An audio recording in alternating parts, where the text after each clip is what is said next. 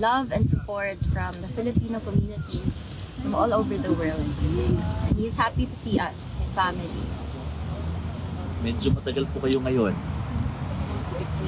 Meron pong mga situation sa loob na it's beyond our control.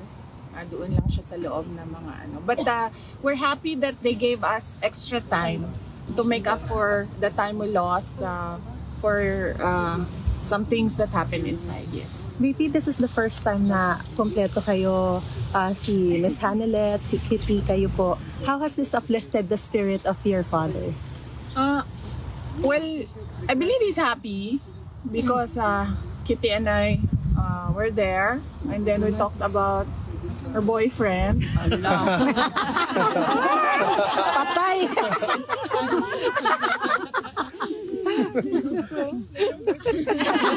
Nag-blush!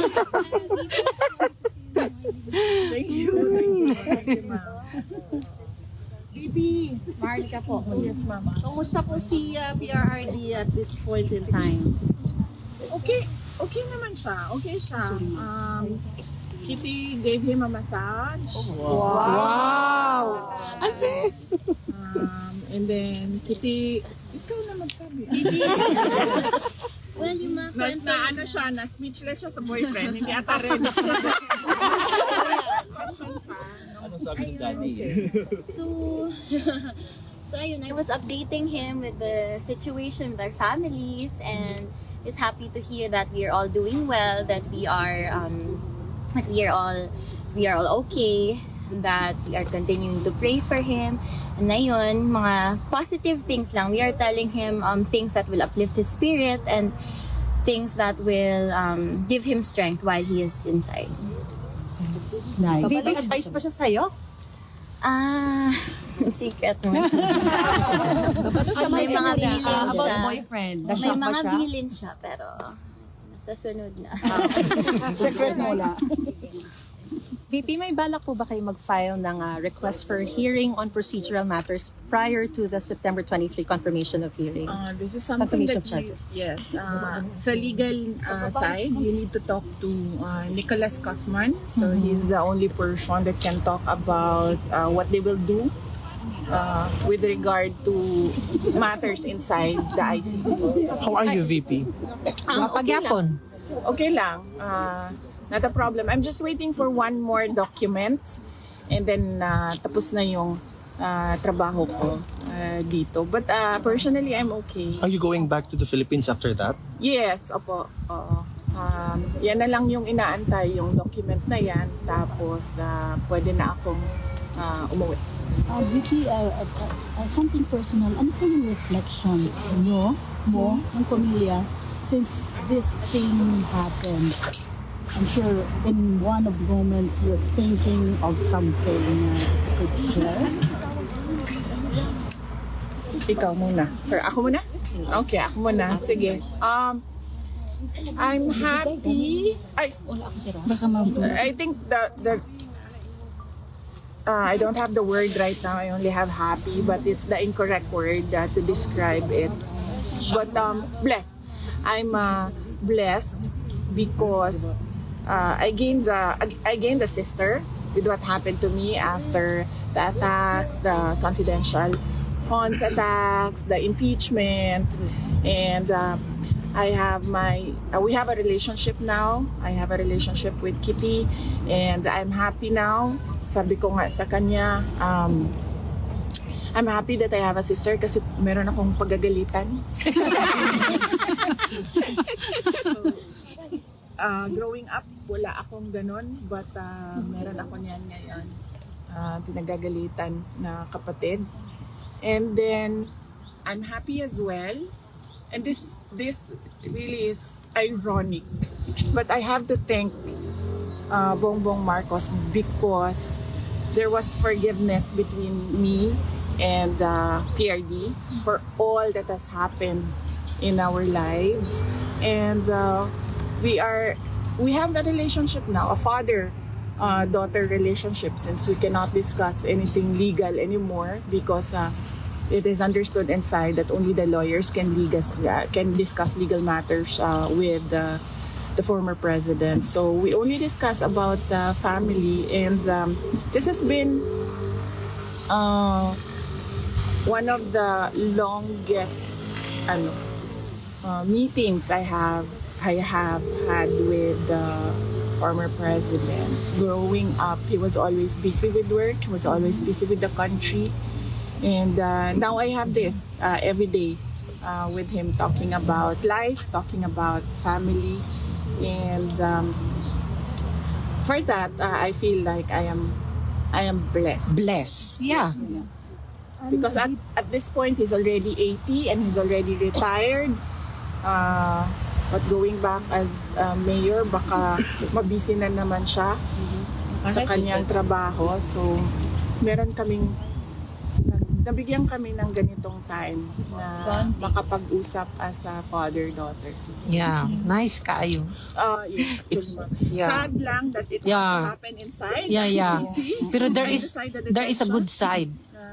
It's blessing. But yes, thank you sa kanya. Happy siya, ma'am. Everyday mo na Yeah. bisita. Oh yes. He is really happy to see us. As I have told him, that the family has never been more united, not just with us siblings, but with everyone else in the family. So he's happy to hear that, and not just us.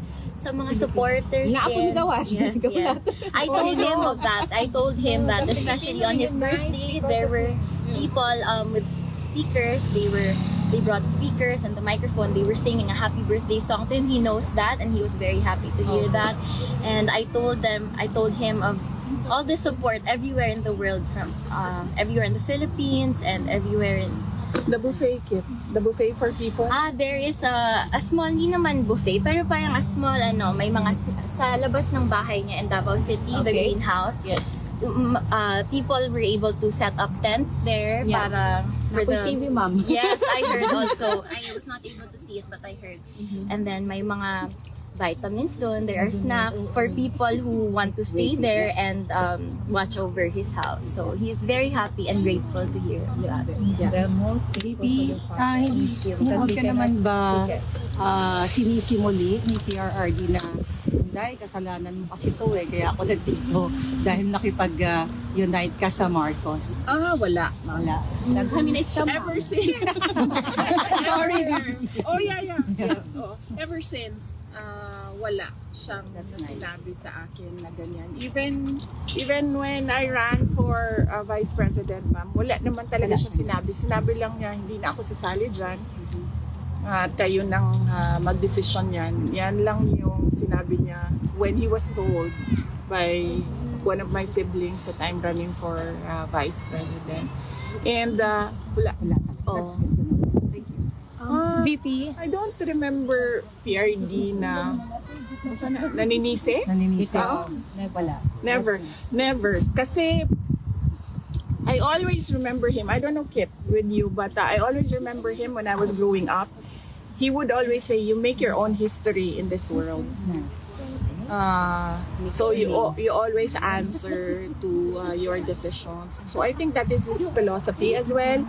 So he doesn't blame anyone with what happened. He always says, I did it for my country. Yes. He always says, Repeatedly.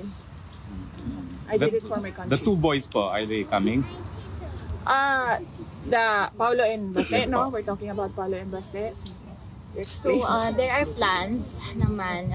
We arrange this pag-aalis yung isa, may dadating na naman na isa. So, as of now, we are arranging all the dates since most of them are busy with the Campaign. VP, pardon me. I understand this is something legal, but we just want to hear your side. Kasi po, sabi po ni Attorney Kaufman, tinatrabaho na raw po yung interim release. Meron pa po ba kayong nakikitang balakid before filing one, or how soon will you file this? At sa Pilipinas niyo po ba gustong ma-release ang... of course, may panawagan kayo na bring him home to the Philippines, to Davao City. But just for the record, you just want to hear if sa Pilipinas niyo po gusto siyang ma-release, kasi may sinasabi po yung palasyo. Let me quote, does it mean that we have to recognize that ICC has jurisdiction over the Philippines? I believe the family of the former President Duterte is asking and praying from the Supreme Court that the government should not cooperate with the ICC. So it means that if we will not cooperate with the ICC, even that prayer or even that manifestation of the ICC will not take cognizance of that regarding or relating to the request to have him released in the Philippines? With regard to the interim release, no, I do not know really, truly, honestly, I do not know what the steps are the lawyers are doing with regard to the interim release.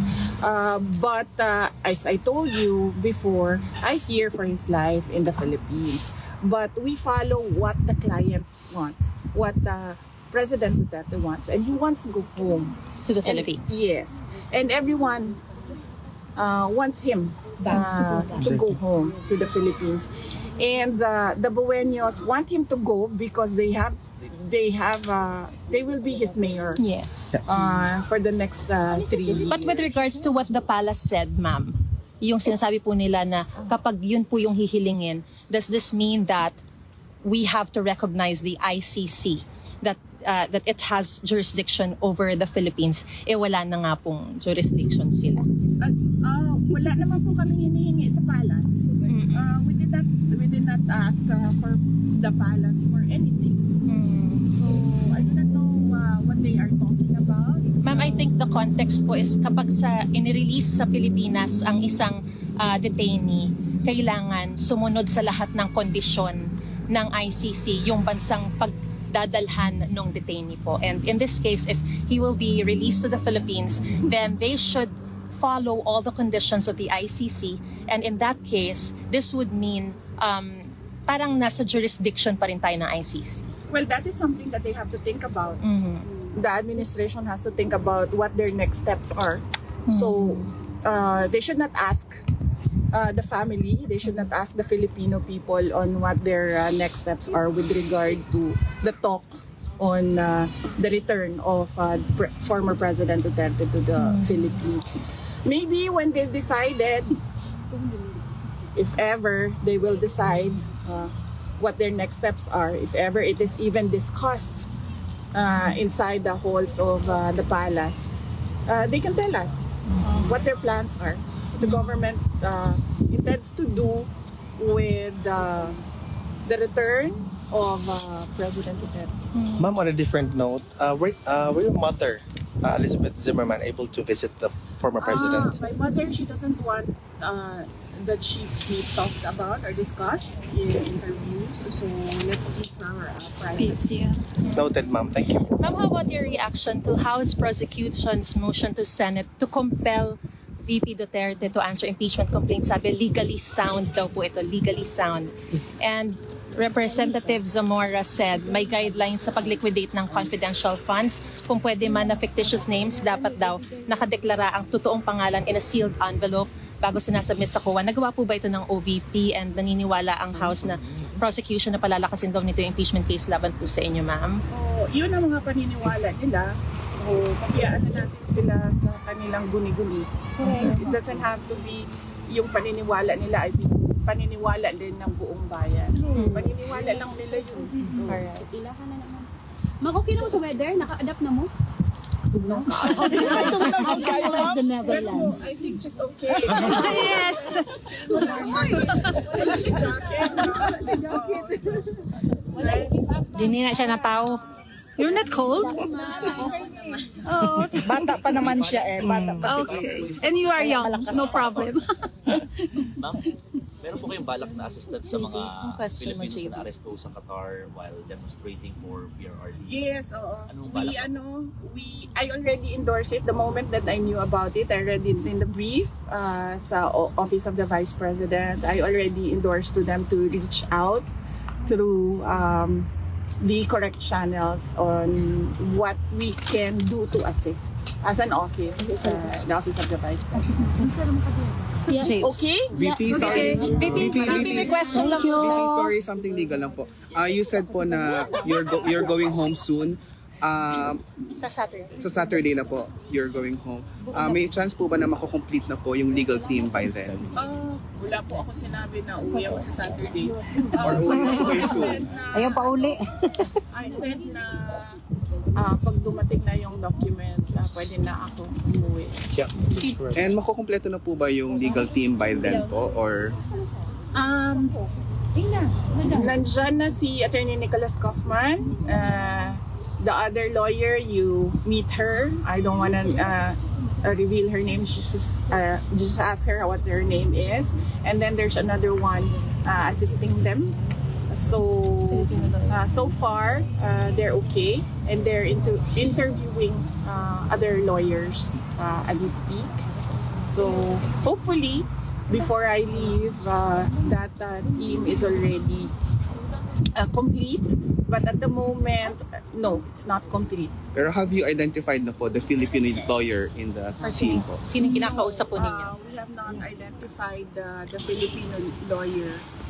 And is there a chance po that Attorney Roque will be back or will join that team po?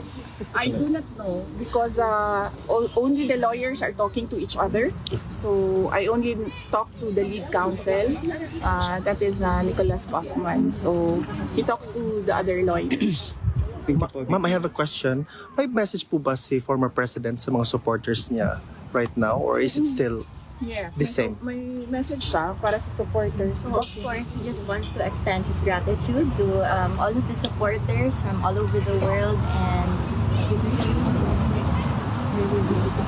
I did it for my country. yeah, that's what he repeatedly says. So he wants the Filipino, the people to know that he did it for his country. He did it for every Filipino all over the world. Ma'am, on another note po, nakita po namin si Ma'am Hanilet at the UKT earlier na tumatakbo. We were really worried if there's something wrong, but the former president is okay so far.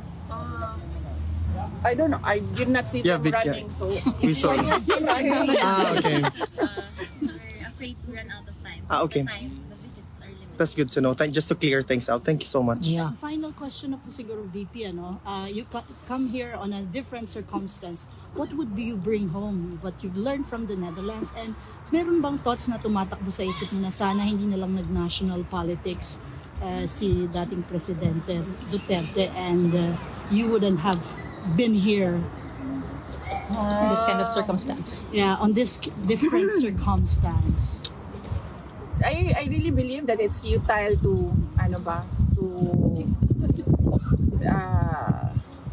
regret decisions made in the past, because I believe that everything happens for a reason. So whatever it is, Baka tayo matumba. Okay na sila. Ayan o. Relax na, relax na. Okay na, ma'am. Okay na, ma'am. Okay, relax na. whatever it is that happened in the past, I think we should just learn from it and then move forward. So what is my takeaway for the Netherlands? Unang-una, ma'am, ang dami nilang options dito. Meron silang tram. Tram is it, no? Yes, ma'am. That's correct. Yes, meron silang tram, meron silang bus, and then meron silang train, and then they can bike. Yes. And then Meron ding they metro, can ma'am. walk. Metro And also. metro. So that's 6 options for mobility. Correct. I choose to walk dito kasi hindi ka pinagpapawisan, malamig siya, so I choose to walk. So that is my choice. But the residents, they have 6 options. In the Philippines, ma'am, Diyos ko, mahirapan pa yung bus, ma'am. Walang train, walang tram, walang metro, wala lahat. Mainit. So, alam mo yon. Tricycad lang, ma'am. Pag nandito ka, nakikita mo yung kawalan doon sa atin, sa Pilipinas. Yes, that's nako-compare mo. Yes. That's I have a question for Katie. Miss Katie, hello. Mahalila po. Ano yung greatest advice or best advice ni former President Duterte sa'yo? Like he always says, there is a time for everything. So I think he means to tell me to take everything at my own pace, and as long as I'm doing good, as long as I'm doing no harm. And he laughed it, diba? Yeah. Na kailangan niya umuwi kasi kailangan niya takutin yung boyfriend. So another reason for him to come home. Yeah. Need to ano man tawag niya? Kinipigilan. Kilatisin, ma'am. As a Kilatisin. daughter, no? yung advices sa'yo na pwede rin matutunan ng mga batang kasing edad mo o mga Pilipinong kabataan na pwede mong i-share sa iyong mga kababayan? What advice from him? Yes. Ayun, there is a time for everything. So, growing up, I was always in a hurry. I felt like I was running out of time. My mind was all over the place. I was anxious about so many things. But now that I'm turning 21 in a few days. So I learned to take time to breathe, to slow down, and to just trust in God's time and take everything at my own pace. Sure. Are you gonna celebrate your birthday here, Kitty? Yes. Advance happy birthday and thank you. Thank you. Kitty, have you been to the tulips field? I'm not sure, ma'am, because I'm still not familiar with the places here. But we did see tulips on the way there. So if you want, I can recommend the Tulip Barn. Yes, ma'am. The Tulip Barn. Thank So you. maganda. Thank you. Thank you, ma'am. Thank you, VP. Thank you. Love you, VP. Thank you, ma'am. Ma'am, support na gyud mi sa mo always and forever. Fresh lang gid ta always, ma'am. Love you, VP. Cerave, ma'am. Dili, ma'am, sa moisturizer na gyud na siya. Model ka na niya na.